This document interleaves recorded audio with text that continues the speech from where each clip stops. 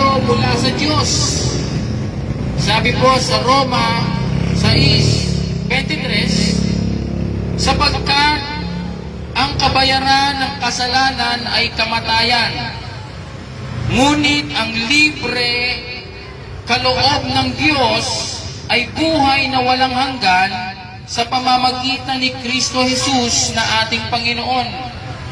Walang ibang patibay na patunay o ebidensya ng pag-ibig ng Diyos kundi ang kamatayan lamang ni Jesus sa krus.